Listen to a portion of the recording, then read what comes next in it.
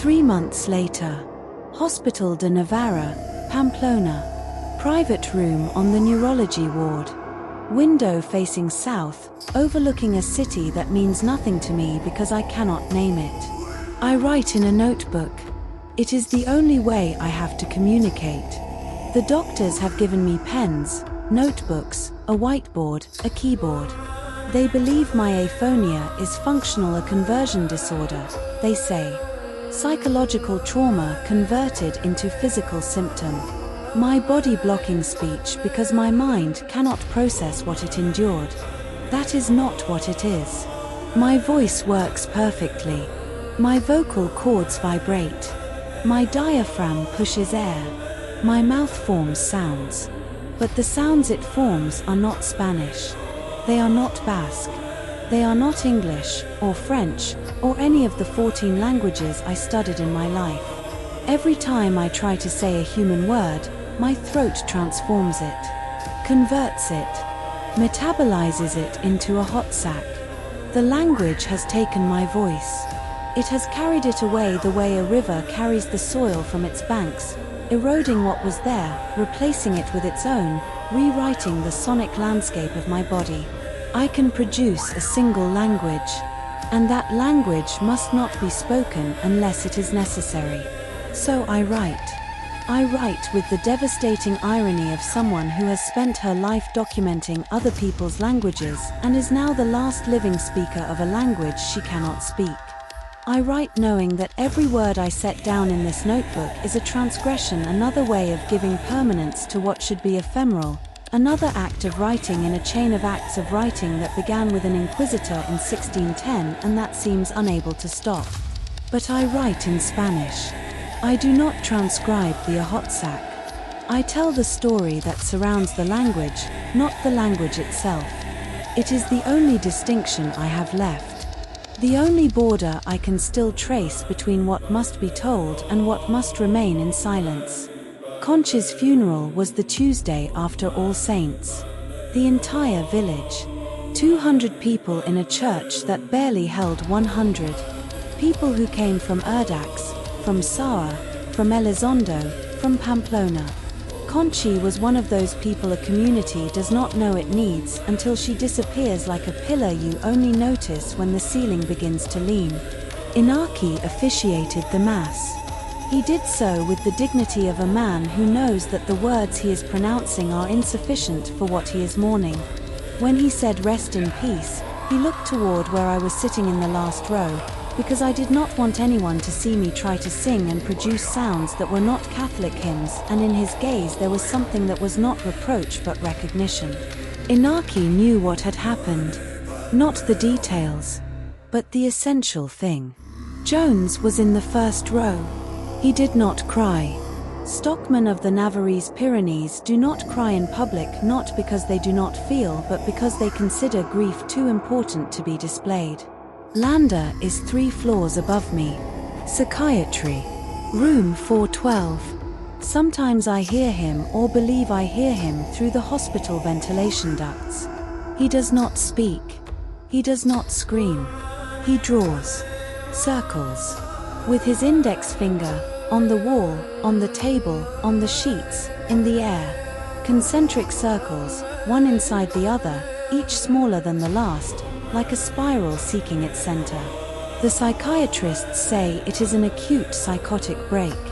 Probably triggered by a traumatic experience in the field. His file says he is an ethnographer, that he had been in an isolated rural area for years, that he was found in a catatonic state in a mountain meadow. They have tried antipsychotics, anxiolytics, electroconvulsive therapy. Nothing works. Landa goes on drawing circles. I know what he saw. Or more precisely, I know that he saw something. Something in the fissure, something the orange light illuminated, something so alien to the scale and the logic of the human mind that his brain broke trying to process it. Landa wanted to understand.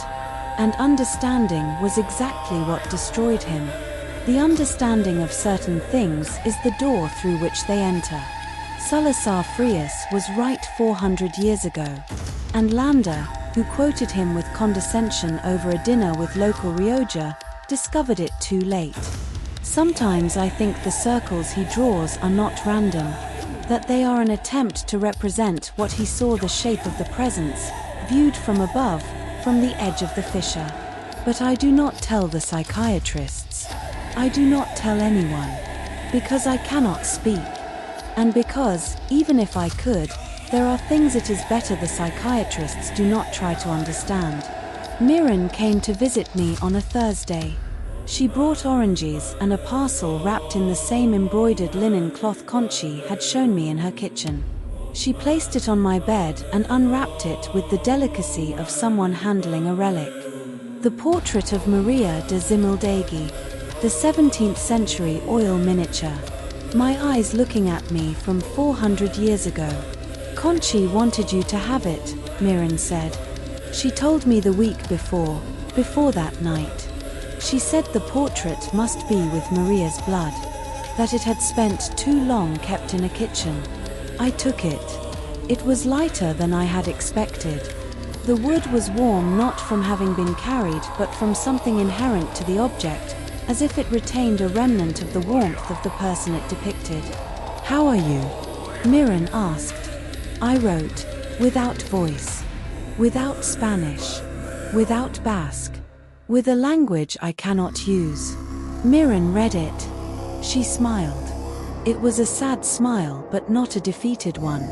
"You can use it. At Berro Scobero. With me. Every winter. As it has always been done." I wrote, "There are 2 of us. We need 3. Miren sat on the edge of the bed. She took my hand. And she said something that changed everything. "Jones has a daughter, 2 years old. Her name is Maite." I went still. Maite. My aunt's name. The name of the sister my mother lost. The name that in my family meant the end of a line. "She was baptized before you arrived in the village," Miren continued. "Kontxi chose the name. She said it was important. That the name prepared the way. Does Jones know?" Miren nodded. "Jones knows enough. Not everything. But he knows his daughter is important. He knows the women of this village have been guarding something for centuries. And he knows that when his daughter turns 15, someone will have to teach her. 15. The age of transmission. Until then," Miren said, "we recite as 2. You and me. 2 voices. Insufficient for full maintenance. But enough to sustain the light sleep. To buy time. To reach Maite's 15th year. 2 voices. 13 years of insufficient recitation. 13 years of a presence that dozes without truly sleeping, that stirs in its dreams, that sometimes makes the earth tremble and warms the well water and frightens the animals.